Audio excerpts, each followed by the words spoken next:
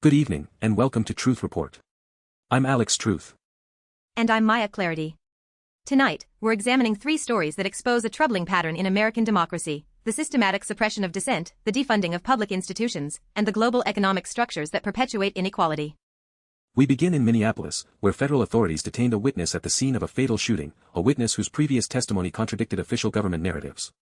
Then we'll head to Alaska, where 2 school districts are suing the state for what they call a constitutional failure to fund public education. And finally, we'll examine how post-colonial nations continue to struggle against economic structures designed to keep them dependent. These aren't isolated incidents, Alex. They're symptoms of a larger disease infecting democratic institutions worldwide. When governments silence witnesses, defund schools, and maintain exploitative economic relationships, we have to ask, whose interests are really being served? That's exactly what we intend to find out tonight.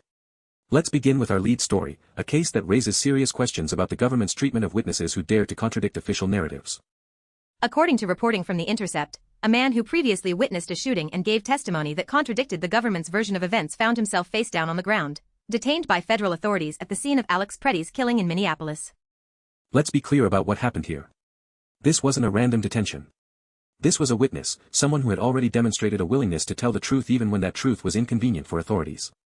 And when another fatal incident occurred, federal agents made sure he was immediately neutralized as a potential witness.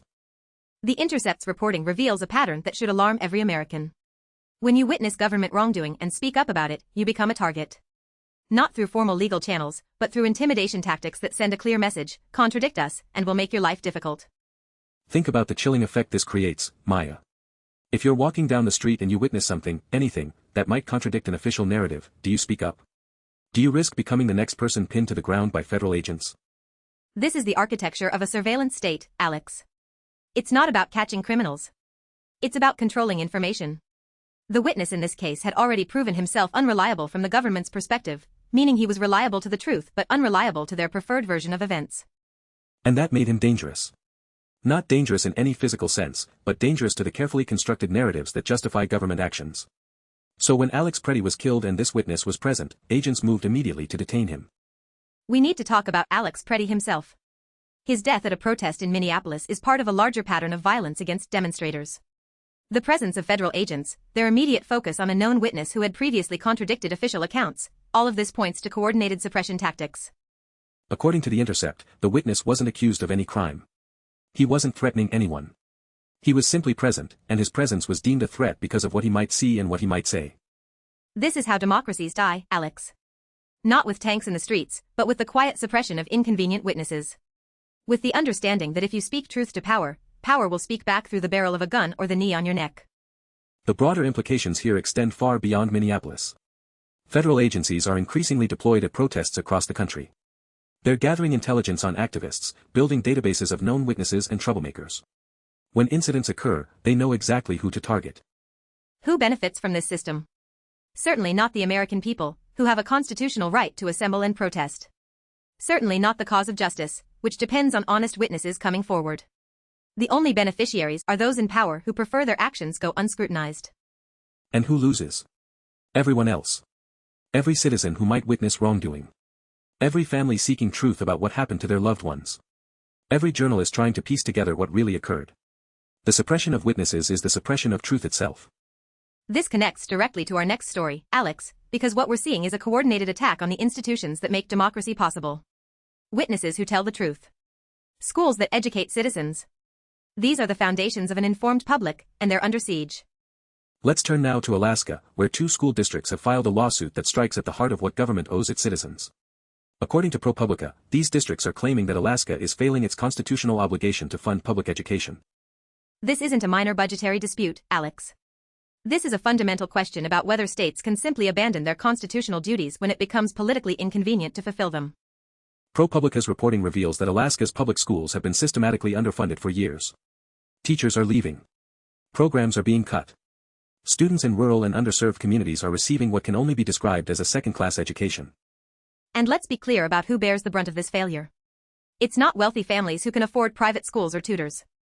It's working-class families, indigenous communities, and rural Alaskans who depend on public schools as their only option. The lawsuit argues that Alaska's constitution explicitly requires the state to provide adequate funding for public education. This isn't a suggestion or a guideline. It's a constitutional mandate that the state is allegedly ignoring. Think about what this means, Alex. A state government looked at its constitution, saw a clear requirement to fund schools, and essentially said, we don't feel like it. The arrogance of that position should outrage every citizen. The school districts bringing this lawsuit represent communities that have watched their educational systems deteriorate. Teachers working with outdated materials. Buildings in disrepair. Students graduating without the skills they need to succeed in the modern economy. And this isn't happening in a vacuum. Alaska has significant oil revenues. The state has choices about how to allocate resources. When education gets shortchanged, it's because other priorities, often corporate interests and tax breaks, take precedence. ProPublica's investigation shows that the funding gaps have widened over time. While costs have increased, state support has stagnated or declined. The result is a slow-motion crisis that affects an entire generation of Alaskan students. Who benefits from underfunded public schools? Private school operators who can market themselves as the superior alternative. Corporations who prefer a workforce that's educated just enough to follow orders but not enough to question them. Politicians who can claim fiscal responsibility while abandoning their constitutional duties. And who loses? Children. Families. Communities. The entire democratic project, which depends on educated citizens capable of critical thinking and civic participation. This is the connection to our first story, Alex. Suppress witnesses who might tell inconvenient truths. Defund schools that might teach students to recognize those truths. It's a comprehensive strategy for maintaining power by keeping the public ignorant and afraid. The lawsuit in Alaska could set a significant precedent. If courts rule that states must actually fulfill their constitutional education mandates, it could trigger similar challenges across the country. Many states have similar language in their constitutions and similar records of underfunding. But we shouldn't have to rely on courts to force governments to educate children. This should be the baseline expectation of any civilized society. The fact that it's become a legal battle tells us how far we've strayed from basic democratic values. The two school districts suing Alaska are essentially saying, we've tried everything else. We've lobbied. We've organized. We've made our case through normal political channels. And the state has ignored us. Litigation is our last resort. That desperation speaks volumes about the state of American democracy. When communities have to sue their own government to get basic educational services for their children, something is fundamentally broken. Let's turn now to our third story, which zooms out to examine how these same dynamics of suppression and disinvestment play out on a global scale. Vijay Prashad, writing for Tricontinental Institute and published by Consortium News, examines the challenges facing post-colonial nations trying to build industrial economies. Prashad focuses on India, but his analysis applies broadly to the global south. Since liberalization began in the 1990s, India has seen a steady decline in manufacturing, the very sector that lifted Western nations into prosperity. This isn't accidental, Maya. It's the result of economic policies imposed by international financial institutions and embraced by local elites who benefit from maintaining their countries as suppliers of raw materials and cheap labor rather than competitors in high-value manufacturing. Prashad argues that reversing this decline requires addressing two fundamental issues: dependence and inequality. Post-colonial nations remain dependent on former colonial powers for technology, financing, and market access. And within these nations, inequality ensures that the benefits of any economic growth flow to the top while the costs are borne by workers and farmers. Think about what independence means in this context. India gained formal independence in 1947, almost 80 years ago. But economic independence, the ability to chart your own development path without interference from former colonial powers, that remains elusive. According to Prashad's analysis, the liberalization policies that began in the 1990s were sold as a path to prosperity. Open your markets, reduce regulations, attract foreign investment, and development will follow. But for manufacturing, the opposite occurred. Local industries that might have grown into global competitors were instead crushed by multinational corporations with deeper pockets and established market positions. The promised technology transfer never materialized. Jobs moved to wherever labor was cheapest, creating a race to the bottom. This connects directly to our domestic stories, Alex.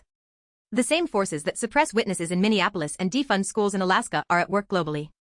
It's about maintaining existing power structures by preventing the development of alternatives. Prashad calls for industrial policy that directly addresses dependence and inequality. This means protecting nascent industries until they can compete. It means investing in domestic technology development. It means ensuring that economic gains are broadly shared rather than concentrated at the top. These ideas were common sense in the decades after World War II. The United States itself built its industrial might behind protective tariffs. Every successful development story, from Germany to Japan to South Korea, involved active state intervention to build industrial capacity. But today, these policies are denounced as protectionism or socialism. International trade agreements prohibit the very strategies that developed nations use to become developed. The ladder of development is being pulled up behind those who already climbed it. Who benefits from keeping the global south underdeveloped? Multinational corporations who prefer weak regulations and cheap labor. Former colonial powers who maintain economic dominance even without formal political control. Local elites who profit from their role as intermediaries. And who loses? Billions of people in developing nations who deserve the same opportunities that citizens of wealthy nations take for granted. Workers in developed nations who face a race to the bottom as corporations threaten to move jobs overseas. The global environment, as desperate nations sacrifice sustainability for short-term growth. Prashad's analysis reminds us that the challenges we see domestically in the United States, the suppression of dissent, the defunding of public institutions, these are part of a global system designed to concentrate wealth and power in fewer and fewer hands. And that brings us to the synthesis of tonight's stories. We've covered a witness detained in Minneapolis for the crime of previously telling the truth. We've covered Alaskan schools suing their state for abandoning its constitutional duties. And we've covered the structural barriers preventing post-colonial nations from achieving genuine economic independence. What connects these stories is the systematic attack on the foundations of democracy and self-determination.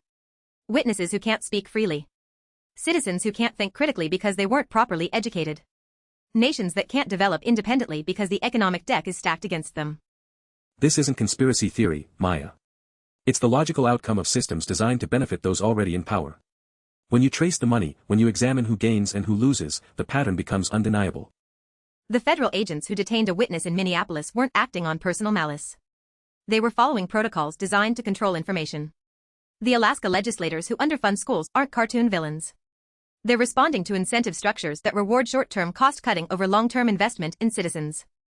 And the international financial institutions that pushed liberalization on developing nations weren't trying to destroy manufacturing. They were pursuing ideological goals that happened to benefit their most powerful member states at the expense of everyone else. The question for our viewers is, what do we do about it? How do we resist systems this large and entrenched? First, we tell the truth. We support journalists and witnesses who expose wrongdoing despite the risks. We demand transparency from our institutions. We refuse to accept official narratives simply because they're official. Second, we invest in education. Not just school funding, though that's critical, but all forms of public education. We need citizens capable of understanding complex issues and participating meaningfully in democracy. Third, we challenge the economic structures that perpetuate inequality both domestically and globally. We support policies that create genuine opportunity rather than maintaining existing hierarchies. And fourth, we connect these struggles. The witness in Minneapolis, the students in Alaska, the workers in India, they're all facing different manifestations of the same fundamental problem, systems designed to benefit the few at the expense of the many.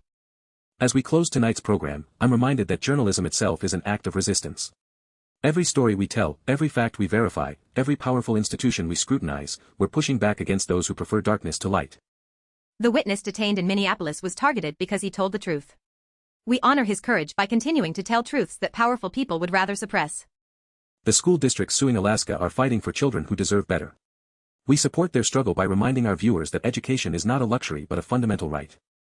And Vijay Prashad's analysis of post-colonial challenges reminds us that the fight for justice is global. We're all connected in ways that those in power would prefer we didn't recognize.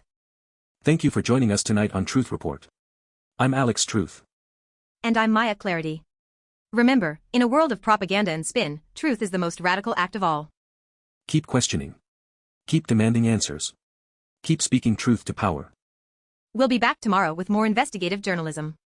Until then, stay informed, stay engaged, and stay vigilant. Good night, everyone. The truth is out there, and together, we'll find it. Good night.